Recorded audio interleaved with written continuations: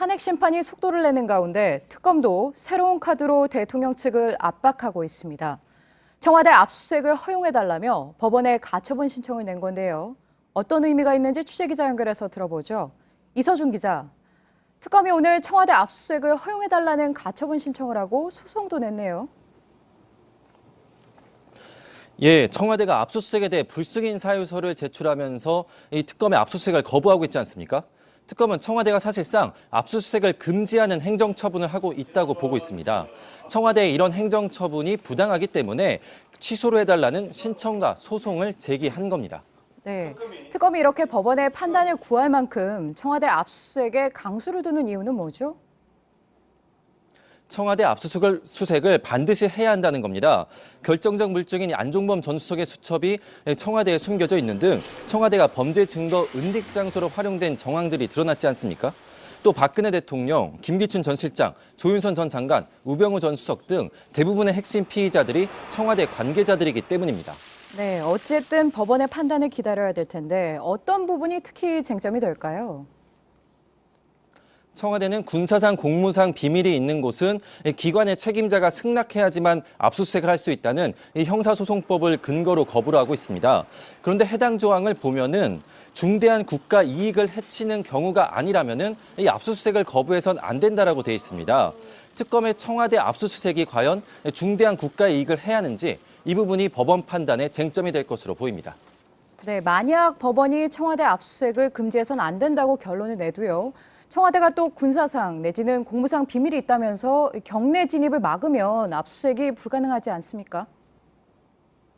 아닙니다. 이 부분이 중요한 부분인데요. 법조계에서는 법원이 신청을 받아들이면은 청와대 불승인 사유서가 효력을 잃게 되고 이를 막아서는 청와대 관계자들을 체포할 수 있다고 보고 있습니다. 또 법원이 결정문에 공무상, 군사상 비밀이 무엇인지 판단을 할 때 이 특검과 청와대 관계자가 함께 판단을 할 수 있도록 중재를 해줄 수 있다고 보고 있는데요.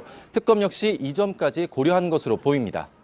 네, 말씀하신 청와대 압수수색과 맞물려 있는 게 대통령 대면 조사인데요. 청와대와 다시 협의가 되고 있는 건가요?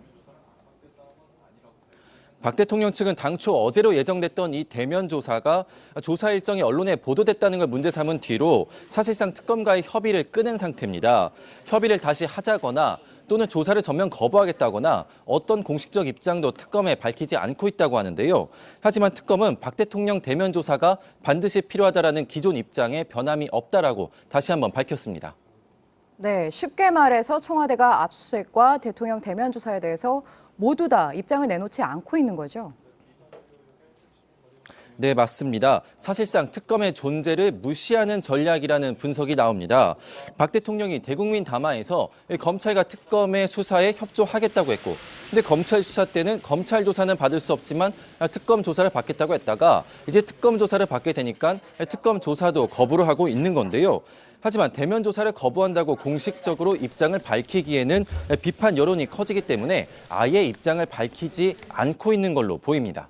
네, 그런가 하면 다른 수사들은 어떻게 진행되고 있습니까?